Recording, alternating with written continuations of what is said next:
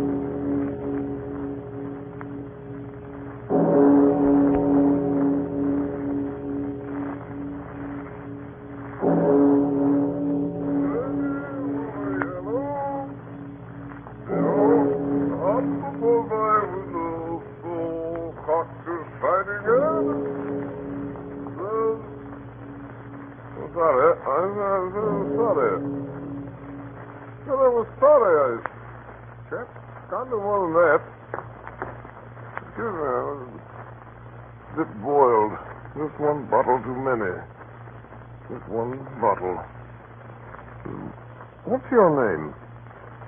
I say, old fellow. What's your name? All right. Stand there in the street and don't outside. I never saw you before in my life. Birdie with a yellow bill hopped upon my window, so good night. I say good night, old fellow. Hey, you're the bowler. You're the bowler hat. Good night. Got this shining head and said, oh, the door's open. Hannay, Richard Hannay. To see. Richard Hannay, to see. Richard Hannay, to see. To see, to see, to see. Richard Hannay, wake up. Wake up, it's Marmaduke. Good old Marmaduke. Marmaduke the early worm. Wake up. Going to Scotland on the marvelous shooting. Good old shooting. Sorry, fishing. Good old fishing. Yeah, I can early start. I say, Fanny.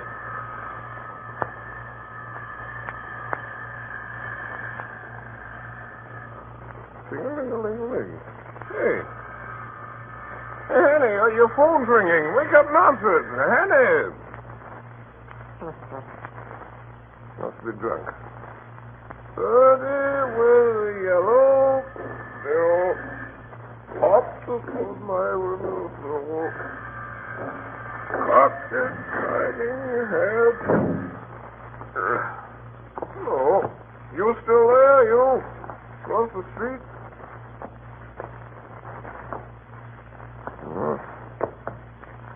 You're a stranger. I don't know you. And I don't know what you're doing here in the middle of the street, and I ought to tell you this. Do you know what I saw up there in flat 2C? A woman. Her stand there in a bowler hat. If the old champion, you a bill collector? No. Don't stutter. Speak up. Well, I'll tell you what I saw. I saw an old lady in a tippet just sitting there. All right, through the keyhole. I'm not ashamed. I looked through the keyhole, and there was this old lady sitting in a chair in Richard Hannay's apartment. You know what? Her wig was crooked. Yes, sir. And the phone kept ringing. And she didn't answer it. She just sat there. With her eyes open.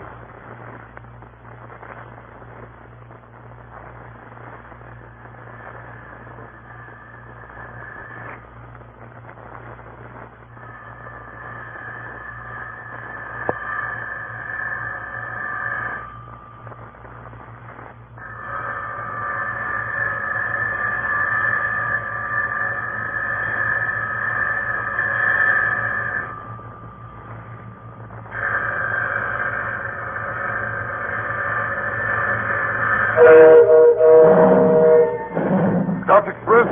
I'm sorry, sir. Your missus is just putting out. You won't make it, sir. Hey, ticket! Ticket! Hey, ticket, sir!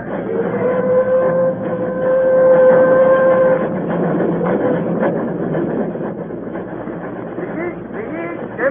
Champagne, get stopped. All things to Lock Maven. Get good drinks and candy, Galloway. Lock Maven. Ticket, sir. Thank you. Ticket. Good, but... Good bit. Change at Galbeetle. Yeah. What's under the safe? what does it sound like? I'm like a dog. Is that a dog you got there? He's a dog. All dogs, domestic animals, traveling passenger accommodations, Great Northern Railway, Blue Search, Amber's own risk and liability. Change it now, Beetle. Did you take it? Come on, Charlie. Off to the leads now. Here you are, sir. Cretan. What in the knob? How old are you, Sonny? Charlie 7. Just turned 7, ain't you, Charlie? You're that big boy, Charlie, for your age. Feet hand, run the knob. Take it. Thanks, you. They do sprout up, don't they? Mind the lollipop now, Charlie. Take it. I'm sorry. I haven't got one. Here now. What is this? Sorry, I didn't have time. I had to run to make it. Oh, what to? Where to? Where to? Newton Stewart. 8 and 4. Here you are. 8 and 4 out of 10 and 6 penalty for begging to think it while in France. Aren't you all good? Thank you. Here, stow it, Joe. Duel, you stuff. Duel. I can't see why passengers have to put up with that sort of thing. And the leash now, mind her, out he goes. See it? Now then, Charlie. Now then. Don't give your lollipop to the doggy. Duel, stuff. Trains are overcrowded as it is without bringing a lot of smelly brutes, I must say. Excuse me, sir, while I open the window. Very well. Some people are never satisfied. Never you mind, Charlie. The dog is man's truest friend.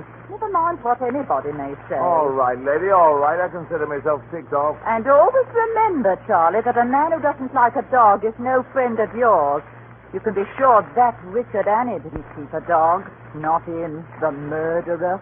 No man who could do in a poor old lady through the art in his flat would keep a dog. No, Charlie. Duel, John. Duel. Curious case, that Portland Place murder affair, isn't it, sir? I'm glad about it. You know, I'm always interested in a good murder. Here we are, sir. Leeds Guardian Chronicle, special edition. I haven't seen this one myself yet. Shocking occurrence in Portland Square. Milkman's story. Annie disappears. Seen at St. Pancras. Hello? Here's out one. Now look at this, sir. Yes? There's reason to believe that the suspect, Richard Annie, is headed north of the Tweed. Scotland Yard is searching all Great Northern trains. I say Great Northern? Why, that's us. Oh, shut your gab. What are you trying to do? Frighten the kiddie? All right, lady. Sorry. It may be he's sitting here below, in this very compartment among us, and the blood of the slain not dry on his hands. Duel, John. Well, we'll soon settle that. Here it is. Middle height, hair brown, eyes blue, mustache, about 35, wearing a grey tweed suit. Let's look at his picture now. Here it is. Turn to page 17.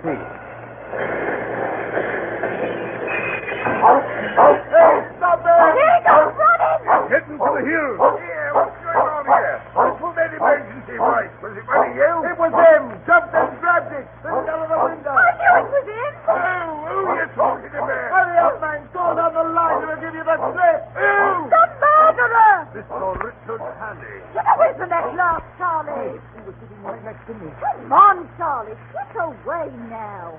Or I'll give your nice lollipop to one of these gentlemen here.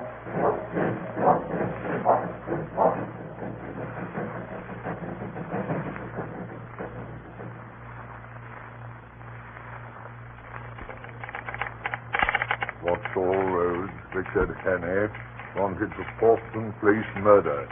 Reported in stolen car. Large green Daimler speeding south.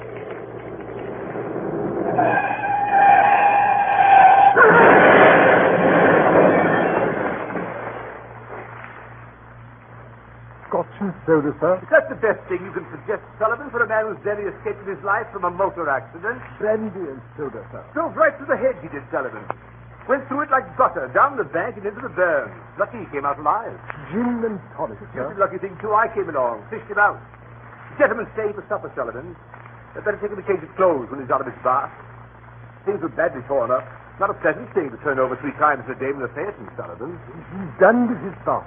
I laid out the blue serge, Sir Harry. Oh, good work, Sullivan. Tell cook there'll be 2 for supper. She has been so informed. There is still one question unsolved, Sir Harry. Yes, Sullivan. As you observed, sir, the gentleman has just been in a motor car wreck. Of course. Oh, of course. Make it whiskey, Sullivan. Very good, sir. Oh, well, hello there. I say hello. You look better in that blue serge than I ever did, doesn't he, Sullivan? Yes, Sir Harry. You're staying to supper, old man, I hope. Sullivan tells me it's pleasant. My name is Parker. Parker. We haven't introduced ourselves. I think you ought to know. You have in your house the man who is wanted for the Portland Place murder. What's that? My name is Richard Henne. Sullivan? Yes, sir. Your duty is to send for the police and give me up. I don't think I'll get very far. There'll be an accident, and I'll have a knife in my ribs an hour or so after sunset. Nevertheless, it's your duty as a law-abiding citizen. Hey, don't look like a murderer to me. Does he, Sullivan? No, Sir Harry. I'm not. The fact is that 3 days ago, a man was found dead in my flat. Oh, I say, old fellow. Sullivan, Yes, sir. Mr. Haney says a man was found dead in his flat. Murdered, Mr. Harry. Murdered. The Portland Place murder, Sir Harry. Yes, Sullivan. A man, Mr. Haney? The victim of the Portland Place murder, Sir Harry, was a woman. It was a man. Oh, now look here, old fellow. The press, Sir Harry, is very clear on this one point. The victim was a woman. An old woman, wasn't it, Sullivan? It was, sir. An old woman. The body that was found in my flat on Tuesday morning. The body of a man named Nathan Skoda. Sullivan. Yes, Sir Harry. The whiskey, Sullivan. Very good, sir. And Sullivan, Yes, Sir Harry. bring 2 glasses. Well, here it is. Here's the whole story. My name is Richard Henne. I was a mining engineer in Rhodesia and Bulawayo. I made my pile and came back to England 3 weeks ago. Well, last Monday night I got back to my flat about 10 o'clock. I live in a new block behind Portland Place. There's a porter in the building who leaves around 9. As I came up the stairs, I heard my phone ringing. Hello? Hello? Hello? Hello? That call was for me. What in heaven's name? Close the door. You locked? Yes? I'm very sorry. Great liberty, I know. Breaking in this way, but I need help worse than any man ever needed it. Can I count on you?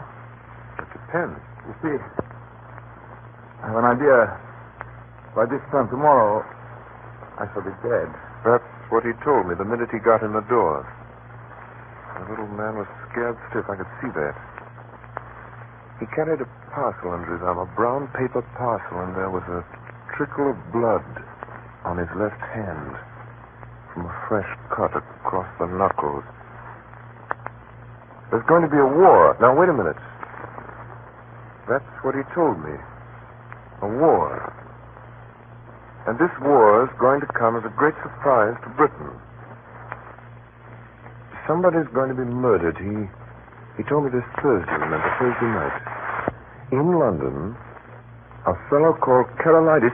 Nothing on earth can save him. But that's just a beginning. According to what this fellow told me, Carolitis isn't important, not in himself. It's what comes after he's dead. On July 15th, the chief of the French General Staff will be in London. On that day, the British Admiralty is to give him complete statement of the disposition of the entire British fleet on mobilization.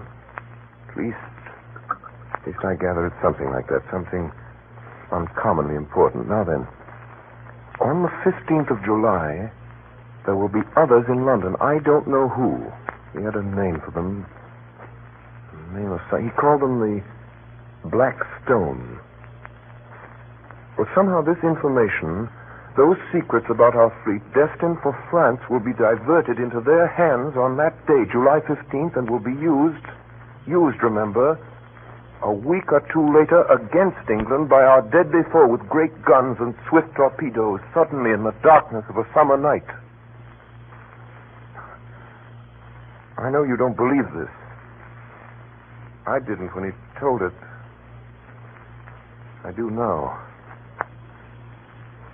Well, I noticed that while this man Skoda was talking, he kept fingering a little black notebook which was full of writing, some sort of code, it looked like. You may believe me or not, just as you please.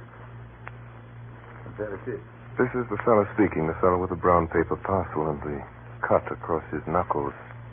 This is what he said. Yes, for this information. I got the first hint nearly 2 years ago in an inn on the Achensee in Tyrol. I collected my other clues in a fur shop in the Galician quarter of Budapest, in a strangers' club in Vienna, in a little bookshop in the Recknitzstrasse in Leipzig. I completed my evidence 10 days ago in Paris.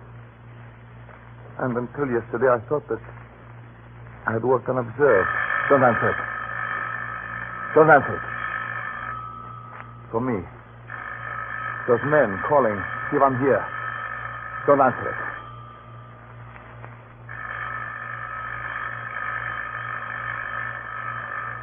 Here.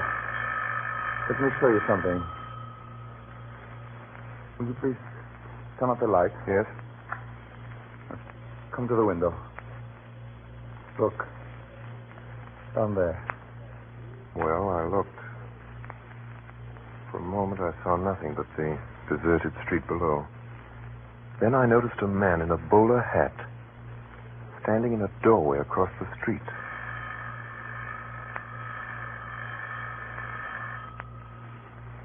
When I came home last night, I found a card in my letterbox. Here it is. The Black Stone. What's the Black Stone? That's the name. That's what they call themselves, these people. When I got that card, I knew that I had to die. Why don't you call the police? Well, it's no use. These men followed me here. I'm bottled in this building as sure as a pickled herring. Well, that's why I'm telling you all these things tonight. If I fail, well, I should hate to leave this scene without leaving somebody behind to put up a fight.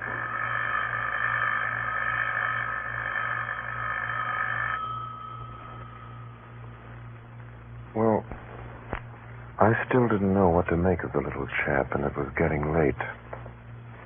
So I made him a bed in my smoking room. Good night. Good night. And in case I'm not here in the morning, I haven't the privilege of your name, sir, but let me tell you, you're a white man. Oh, I said before you go to bed, I'll thank you to lend me a razor.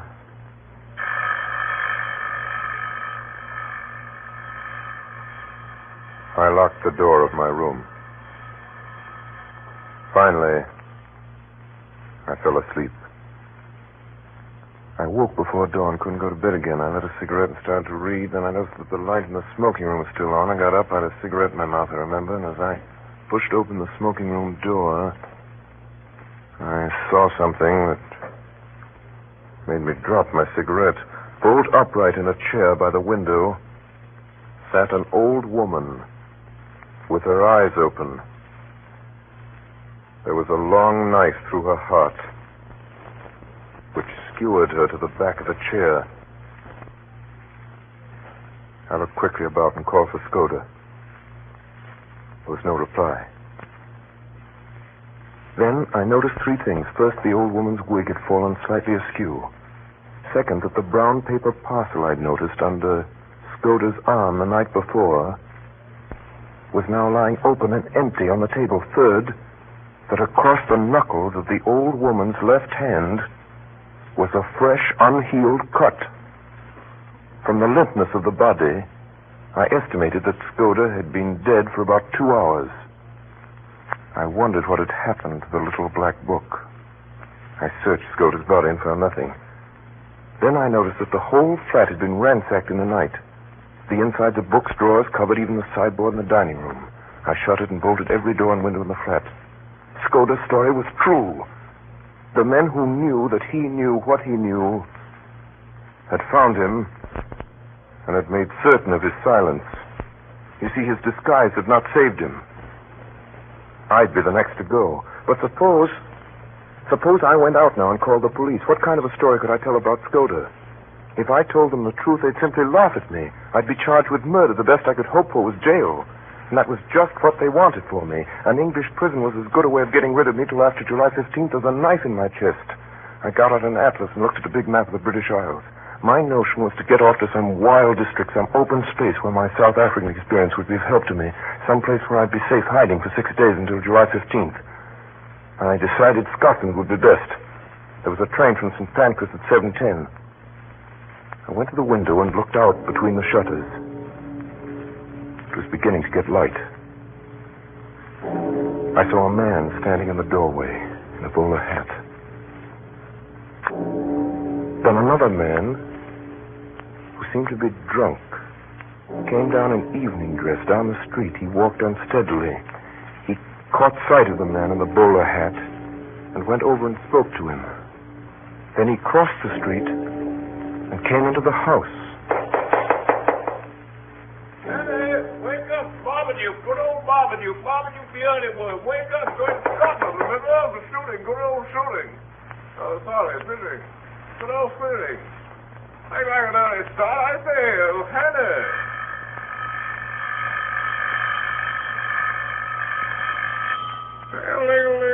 Hey, Henny. Henny, your phone's ringing. Wake up and answer it. Henny. Must be drunk. Dirty with a yellow bill. Up upon my window sill. Up its shining head.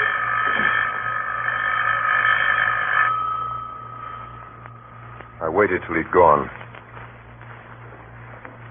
I put a pipe in my pocket and filled my pouch from the tobacco jar on the table by the fireplace. As I poked into the tobacco, my fingers touched something hard, and I drew out Skoda's little black book. Somehow that seemed a good omen. I went out into the street, past the doorway, past the man in the bowler hat, and at 7:10 I was at St. Pancras Station. Dr. Express! Sorry, sir, you missed it. You're just putting out, sir. You won't make it, sir. Hey! Ticket! Ticket! Hey! Ticket!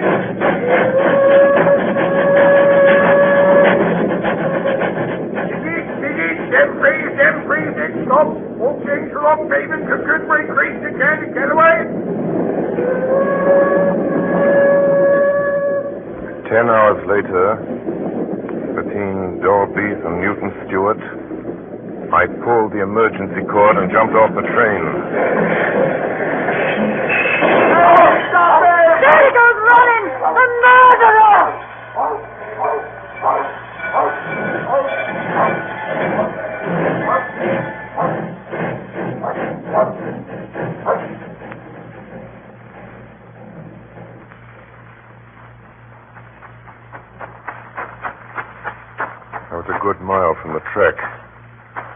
before I stopped running. The moor. It's all around me. You couldn't have found a more peaceful landscape in the world, yet at that moment, for the first time in my life, I felt the terror of the hunted on me. It wasn't the police I was afraid of, but the others who knew that I knew Skoda's secret and dared not let me live. They had killed Skoda in my flat within a few yards of me. Now it was my turn, and I didn't even know what these men looked like. I wish I'd listened more carefully to what Skoda had said about them. I think he said there were 3 of them, and that one of them was young and dark, and one was plump, and one was old and stammered sometimes when he spoke. Suddenly, in the blue evening sky, I saw something.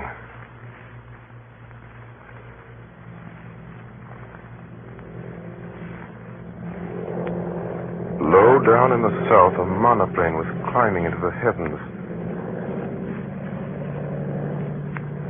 I was as certain as if I'd been told that that aeroplane was looking for me.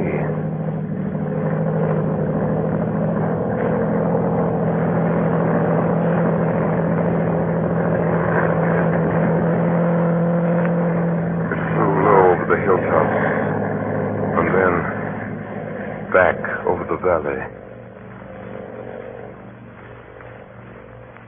I started to run. I ran till the sweat blinded my eyes. I ran most of the night, keeping always south in the direction of the hills. And as the mists cleared before the sun, I found myself in the central boss of a high upland country with glens falling away on every side.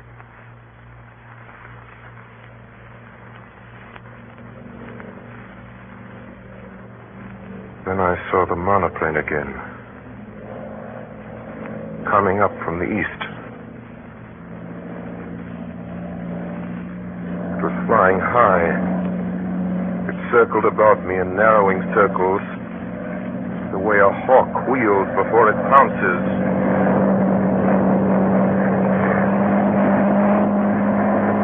Now it was flying quite low.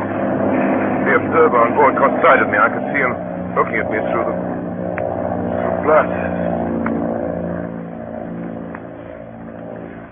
No. Now it was speeding eastward again till it became a speck in the blue morning. My enemies had located me. The next thing would be a cordon around me. There wasn't enough cover on the whole moor to hide a rat. I tossed a coin, heads right, tails left. Fell head, so I turned north. For a while I got to the mountain country and came to the brow of a ridge. Way down a slope a couple of miles away, several men were advancing like a row of beaters at a shoot. And it may have been my imagination, but I thought I saw figures, 1, 2, perhaps more, moving in a glen beyond the stream. I looked down into the valley. There were men below. Police, they looked like. Not more than a quarter of a mile off, spaced out on the hillside like a fan beating the heather. Hey, Joe! Hey! Oh, here! Hey, Joe! Oh, here! Where? Up there! You know him? Yes, that's him! You are listening to the Columbia Network's presentation of Orson Welles and the Mercury Theatre in John Buchan's 39 Steps. We shall resume the story in a moment. This is the Columbia Broadcasting System.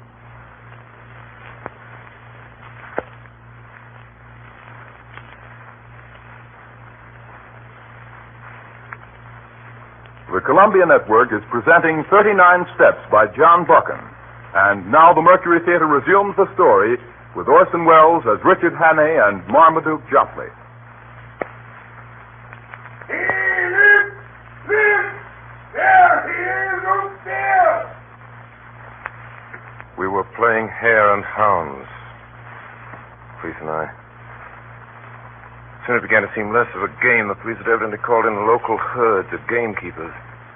These fellows were hefty men on the native heath. Looking back, I saw that Only 3 were following me. The others had fetched a circuit to cut me off. I crossed a burn and came out on a road which seemed to be kept with some care. A few 100 yards to my left, I saw the chimneys of a house smoking.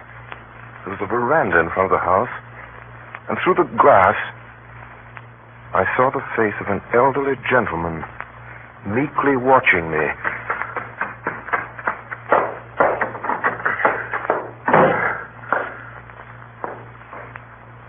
Seem in a hurry, my friend. His face was round and shiny, like Mr. Pickwick's, and the top of his head was as bright and bare as a glass bottle. Through the window could be seen some figures half a mile off. Oh, I see. Fugitive from justice, eh? Well, we'll go into the matter at our leisure. Go into my study. You'll see 2 doors facing you. Take the one to the left and close it behind you. Close it tight. I did as I was told.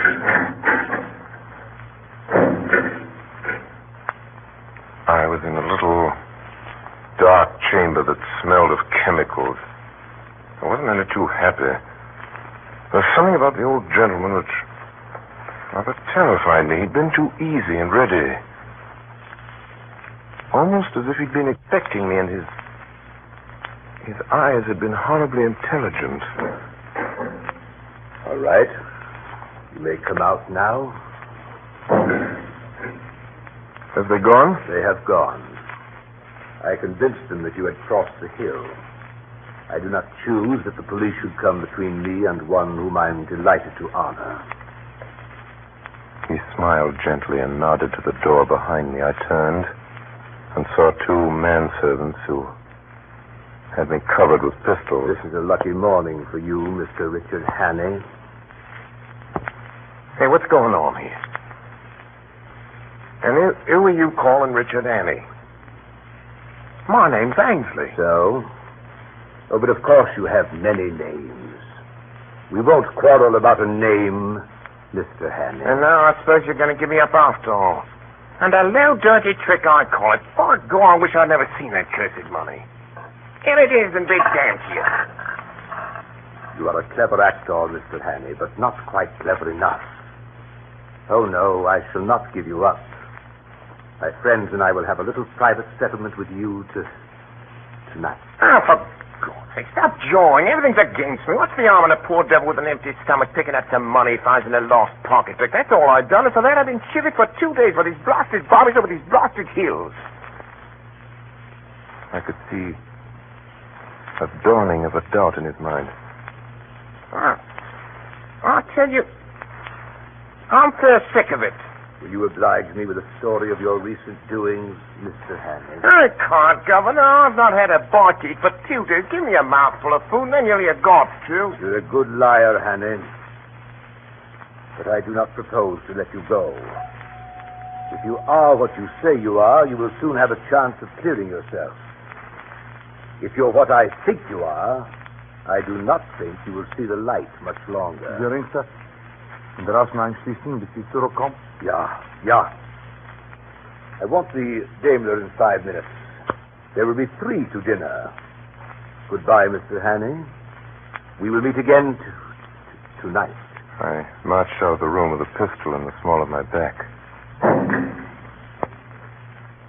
They locked me up again in a small, dark chamber that smelled of chemicals. It was as black as pitch. Well, I made out that the walls were lined with boxes and barrels and sacks of some heavy stuff. The old boy had gone off in a car to collect his friends. He'd be back soon. The plump one and the dark, thin one. As I figured it out, I had just about 2 hours longer to live, and I got a Skoda and dressed up like an old woman, sitting in that chair by the window in my flat with his eyes open. I got up and started moving around the room again. I found a handle in the wall, the door of a cupboard of some sort. And in that cupboard there were bottles and cases of queer-smelling stuffs and coils of fine copper wire. There was a box of detonators and a lot of cord for fuses. Also half a dozen little gray bricks. I took up one and smelled it and put it to my tongue. I've been a mining engineer for nothing. I know lentonite when I see it. It was a risk. But if I didn't take it, I'd probably be occupying a 6-foot hole in the garden by evening anyhow. So, took a quarter of a lentonite brick and buried it near the door, and then I got a detonator and a couple of feet of fuse. And then I lit a match.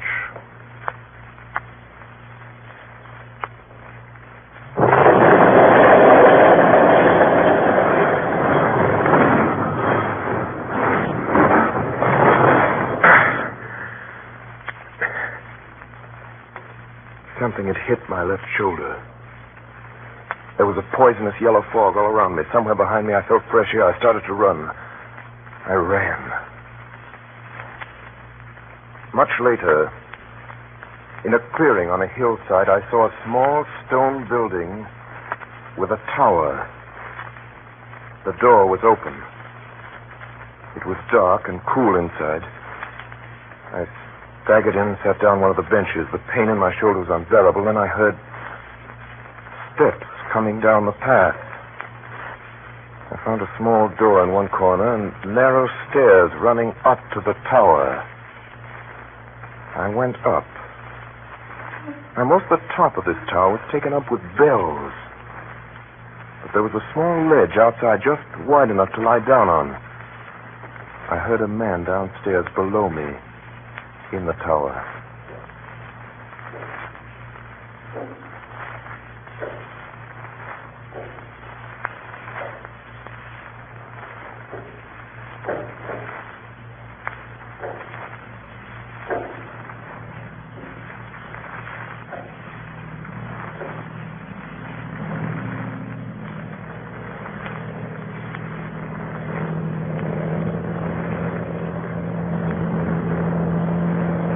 I lay there with a burning head and the sun glaring in my face.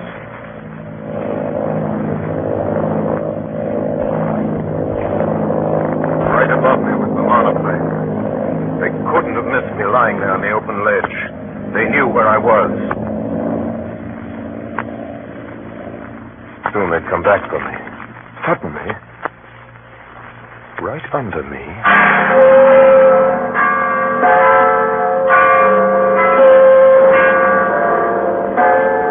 bells, and presently up the hillside, little dark knots of men began to appear. They came slowly, dozens of them, all moving towards me, slowly advancing, closing in on me.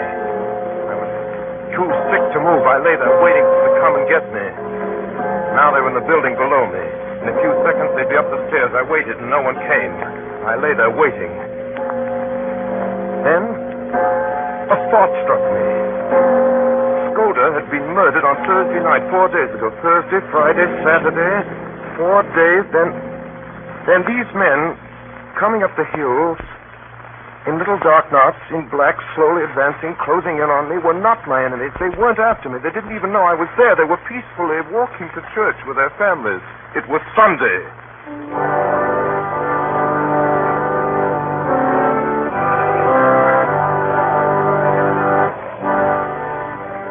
Presently, a large green open Daimler drove up.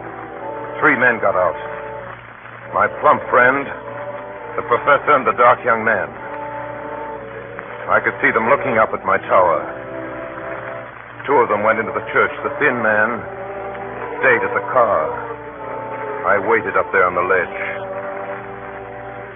But they didn't come up. They left me there.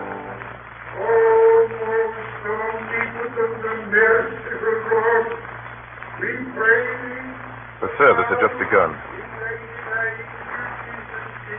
That gave me about an hour. Now, there was an old iron drain pipe running along the corner of the tower. It didn't seem particularly solid. Besides, I was in full sight of the man in the car. At that moment, it started to rain. The man in the car looked up at the sky. He turned his collar, then he shrugged his shoulders, got out of the car, and went into the church.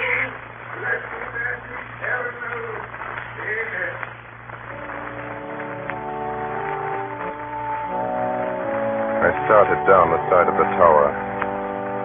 Halfway down, my foot slipped and I fell. The ground was soft. I got up and went out to the car and drove off.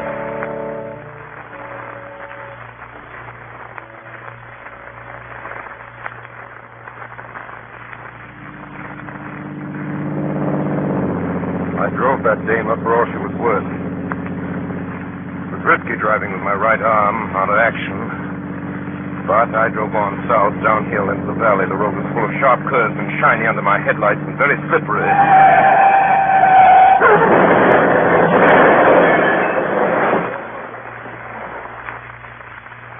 Got some soda, sir? That's right, Sullivan. Mr. Haley, I may talk like an ass most of the time, but I can size up a man. The whiskey, Sir Harry. Thanks, Sullivan. Pull it, will you? 2 stiff ones.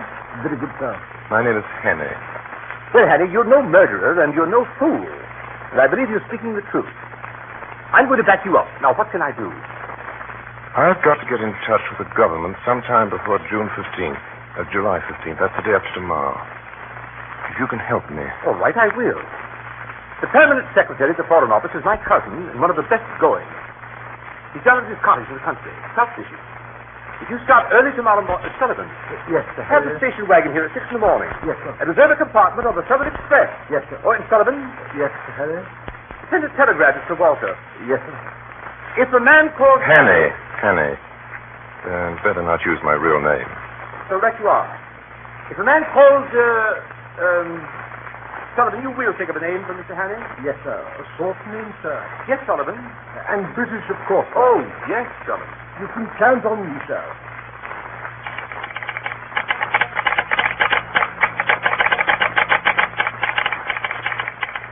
Sir Walter Bullivant, Kenneth near Artonsville, Cambridgeshire. If a man called Swisden appears tomorrow, treat him kindly. He may tell you something that will wake you up. He will pass the word Blackstone and whistle Annie Laurie. Love, Harry.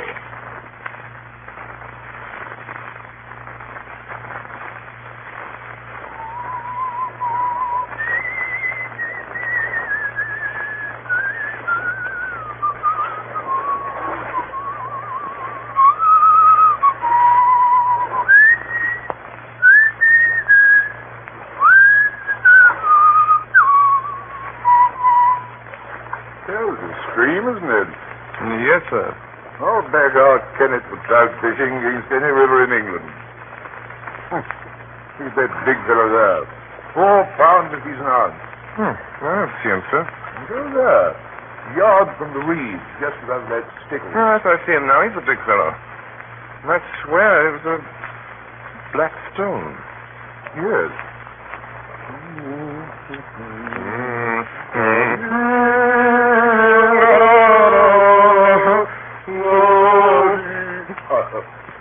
Swisden's name, isn't it?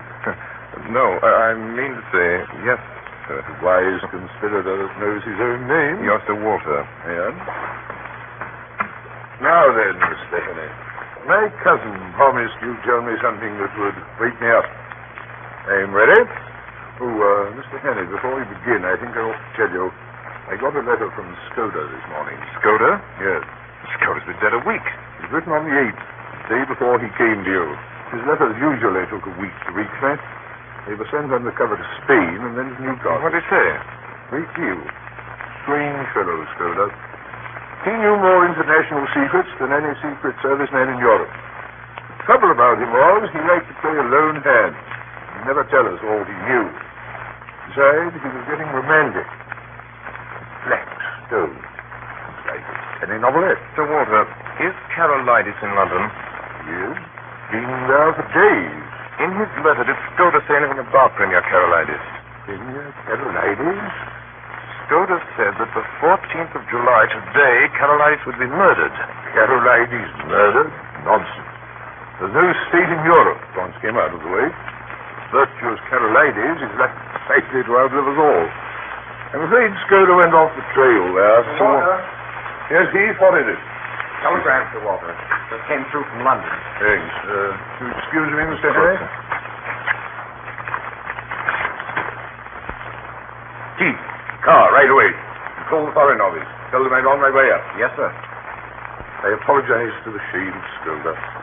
Carolides was shot dead this evening, a few minutes after 7.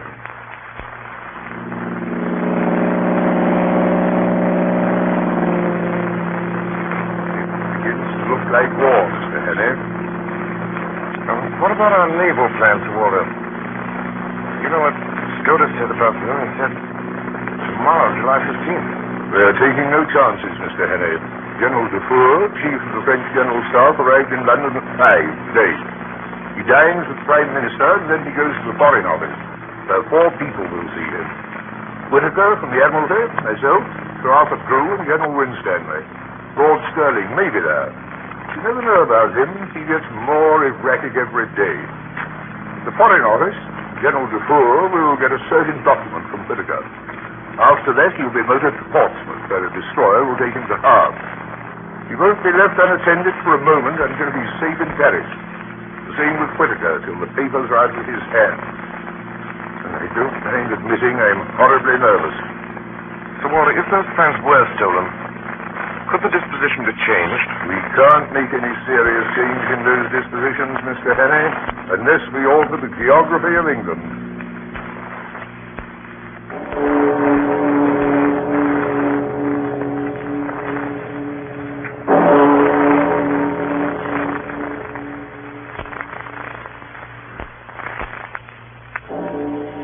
And now, gentlemen, that our meeting is over, I must ask you to give me a few minutes longer of your time. Gentlemen, I ask you to meet Mr. Henry. How do you do, Mr. Henry? General Dufour. Honored to meet you. Sir Arthur Drew. How do you do, sir? Don Whittaker. How do you do, sir? General Winstanley. How do you do? Gentlemen, I've taken the highly unusual step of asking Mr. Henry to attend our meeting tonight because Mr. Henry is in possession of certain vital information which every one of us here... I'm sorry, Walter. I am a sick man. I'm going back to my bed where I belong. Good night, gentlemen. Good night, sir. Good night, Mr. Haney. Sorry I can't stay to hear what you've got to say. Oh, and Whittaker, whatever comes up, you take care of it. Don't call me again tonight. Stop that man! Really, I tell you to stop that man. Stop him. Mr. Henry, I think you're forgetting yourself. I beg of you to stop him. If you won't, I will. Too late. Gentlemen, who do you think went through that door a minute ago? Lord Stirling. He did not. It was his living image, but it was not Lord Stirling. Oh, right. Gentlemen, have you ever known Lord Stirling to stammer? Stammer? Henry, have you gone out of your head? I tell you, gentlemen, that man who just went out was not Lord Stirling. It was someone who recognized me. Someone I've seen in the last 3 days. Nonsense. Really, Mr. Henry, I think you have gone out of your head. That remains to be seen. So, Walter, may I call Lord Stirling's house? I'll do it. Hello? If you couldn't say house. Hurry, please. Hello? Yes, hello. This is Walter Bullivant. Will you ask Lord Stirling to call me the minute he gets home? What? What's that? Are you sure? I see. Thanks. Lord Stirling hasn't been out of his bed all day. He went to sleep at 6 and woke up a few minutes ago. Well, then, who was it? The Black Stone. But it's madness. Do you mean to tell me that that man came here and sat beside me for the best part of an hour, and I didn't detect the impostor, my own chief? You were too interested in other things to have the use of your eyes. You took Lord Stirling for granted. If it had been anybody else, you might have looked more closely. The thing that puzzles me is, what good will his visit here do that fellow, the spy fellow? Here are the plans right here on this table. He couldn't carry away several pages of figures and strange names in his head. Yes, he could. The trained spy has a photographic memory. You noticed he said nothing, but went through those papers again and again. Those plans were as lost to us as if he had them in his pocket. Give me the Home Office. Port Division. Have every port watched, every outgoing steamer checked. And we have not a rag of a clue. I wonder. Sir Walter, here's Scoter's little black book. It's in code, except for one sentence scrawled over the last page. Scoter knew where those fellows would hide. He knew when they were going to leave the country. I wonder if in that sentence... What is it? Let's hear it. 39 steps. I counted them. High tide, 10:17 p.m. 39 steps. That is a clue, don't you see? And it was someplace where high tide was at 10:17. There are at least 100 places in England where the tide's high at 10:17 tomorrow. Well, they've gone tonight. Not they. They have their own secret plans, and they won't be hurried. 39 steps?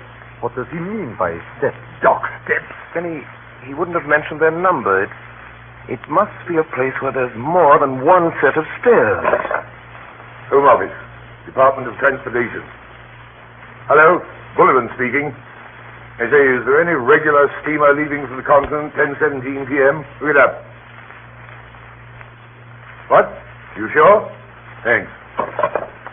There's no regular steamer sailing from the continent at 10:17 p.m. from anywhere. Then it must be a private boat and a little port. That explains why the tide's important. Hello? Give me the Admiralty. Hello? Walter Bullivan speaking. Hello, Jenkins. What places do you know along the east coast where there are cliffs? There are several sets of steps run down to the beach. I mean steps, regular staircases. What's that? Place in Norfolk? Battlesham? A golf course? No, that's not it. No, marine piers won't do either. Has to be more retired than that. What? That else? Think, man, think. It's important. What's that? What you call it? The Ruff? Listen to this. A big chalk headland in Kent, close to Bradgate. Sir Arthur, look up the Admiralty tide table. Bradgate, Kent. Yes. A lot of villas on top of a cliff, and some of the houses have staircases down to a private beach. Hurry, Sir Arthur. Here, listen to this. Bradgate. High tide, July the 15th, 10:17 p.m.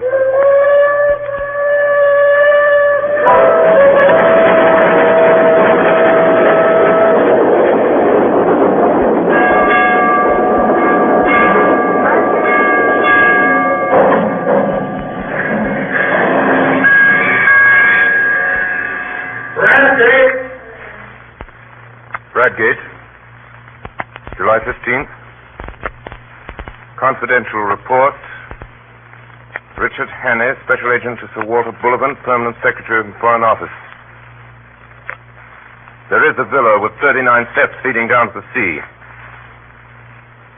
Trafalgar Lodge, it's called, sir. Belongs to an old gentleman called Appleton, a retired stockbroker. Well, here's what happened. At about 6 that evening, I saw the yacht, the foreign steam yacht. Came up from the south and dropped anchor pretty well opposite the Ruff. Then, later, our British destroyer came in. At 9:30, I strolled towards Trafalgar Lodge. The Scotland Yard men would be posted around the house by now, but there was no sign of a soul. The house stood as open and public as a charity bazaar. Yes, sir? Does Mr. Appleton live here? Yes, sir. I'd like to see him, please. I'll see if he's in. Will you wait here in the hall, please, sir? I found myself in a neat hall. There were the golf clubs and tennis rackets which you find in 10,000 British homes. There was, grandfather clock ticking a barometer and a print of children winning the Grand National. What name shall I say, sir? Hannay. Will you come this way, please, sir? Mr. Hannay. The old man rose to meet me. He was in evening dress. So was the plump one. The third, the dark one, wore a blue serge suit and the colors of some club or school. Mr. Hannay, you wish to see me? One moment, you fellows, I'll join you. Better go to the smoking room, Mr. Hannay. We'll stay here. I think we've met before. I guess you know my business. Maybe, sir, maybe. I haven't a very good memory. I'm afraid you must tell me your errand, for I really don't know it. Well, then, I've come to tell you that the game's up. I have a warrant here for the arrest of you three. Arrest? Really? Best. Good Lord, what for? For the murder of Nathan Skoda in London on the 8th day of this month. Why, I've never heard the name before. Good heaven, you must be mad, sir. Where did you come from? Scotland Yard. Why, Don't get flustered, Uncle. It's all a ridiculous mistake. Well, these things happen sometimes. Well, we can easily set it right. I can show that I was out of the country on the 8th, and Bob was down here. You were in London, but of course you can explain what you were doing. Right, Percy. Of course, that's easy enough. The 8th, last Thursday. Why, that was the day after Agatha's wedding. Let me see, what was I doing? I came up in the morning from Woking and lunched at the club with Charlie Simons. Oh, yes, then I dined at the City Hall, I remember. But the punch didn't agree with me. I was seedy next morning. Hang it all, there's the cigar box I brought back from the dinner. Think what Aunt Nellie will say. She always said you'd die of boredom because nothing ever happened to you, and now you've got it thick and strong. Why, that's wonderful. By Jove, yes, just think of it. What a story to tell at the club. Really, Mr. Hannay, I suppose I should be angry to show my innocence, but it's too funny. I almost forgive you the fright you gave me. You looked so glum, I thought I might have been walking in my sleep and killing people like Jack the Ripper. It couldn't be acting. It was too confounded genuine. Oh, my heart went into my boots. My first impulse was to apologize and clear out. And yet, there were 3 of them. And one was old. And one was plump. And one was lean and dark. And their house fitted in with Scudder's notes. And half a mile offshore was lying a foreign yacht.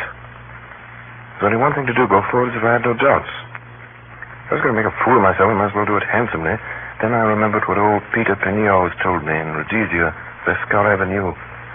He told me once, talking about disguises, that barring certainties like fingerprints, mere physical traits are of very little importance. If a man really knows his business, well, he laughed at things like dyed hair and false beards and such childish follies. If a man really knew his business, if you're playing a part, you'll never keep it up unless you convince yourself that you really are the man you're pretending to be. So I walked to the door and switched on the electric light. And the sudden glare made them blink, and I stood scanning the 3 faces. Well, I made nothing of it. One was old and bald, one was stout, one was dark and thin. That's all I could tell. Perhaps they were the 3 men who had hunted me in Scotland. Perhaps they weren't. There was a silver cigarette box on the table beside me, and I saw that it had been won by Percy Appleton, Esquire, of the St. Bede's Club in a golf tournament. Well, are you reassured by your scrutiny? I make no complaint, but you see how annoying it must be to respectable people. Are you going to drop it? No. Oh, Lord, this is a bit too thick. Do you propose to march us off to the police station? I have the right to ask to see your warrant, you know, but I don't wish to cast any aspersions upon you, sir. You're only doing your duty, but you will admit it's horribly awkward. What do you propose to do? Well, I vote we have a game of billiards. It will give Mr. Hannay time to think things over and show him there's no ill feeling. Do you play, sir? Yes, I play. Billiard room is downstairs, Mr. Hannay. Why don't you 2 start? We'll finish our cigars and come down later. Oh. We went to the billiard room. Choose your cue, sir. Thanks. Plain or spot, sir? Spot. Short? Thanks. How about a few practice shots? Good work, Mr. Hannay. I'm afraid you're in for a licking, Bob. Should we start? Who'll begin? Or should we talk? What are you playing for? Shilling a game? It's all right. Heads or tails, Mr. Hannay? Heads. Heads it is. You begin. Will you mark for us, Percy? I do. 7. That was a near one. Rough luck. 5.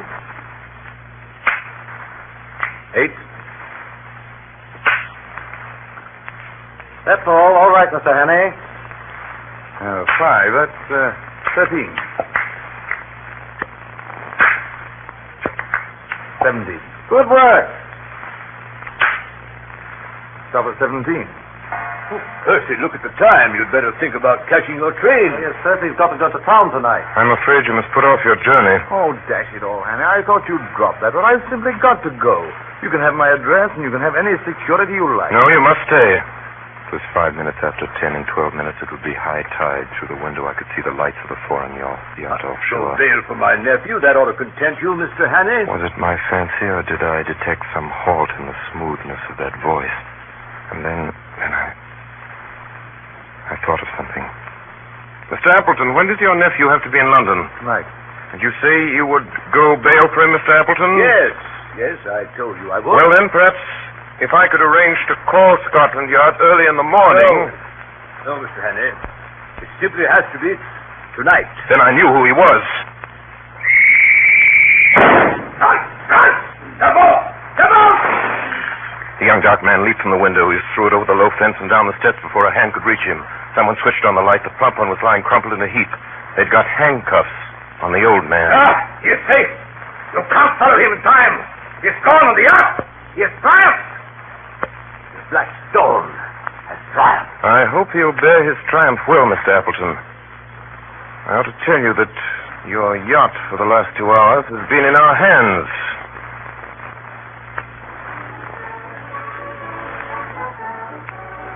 Well, Sir Walter, that's about all there is to it. That's the stories. You asked me to set it down. You know the rest of it better than I do. Skoda was right about the war, right, wasn't he? In about a week, I expected right in the middle of it myself. Because of my Matabidi experience, I got a captain's commission straight off. I joined my division on Thursday at Aldershot, and I understand we'll be moving straight up the front. Still, I'm afraid I had most of my excitement before I put on khaki. Anyway, goodbye, and thanks for everything. Great sport while it lasted. Yours, very sincerely, Richard Hannay, August 8, 1914.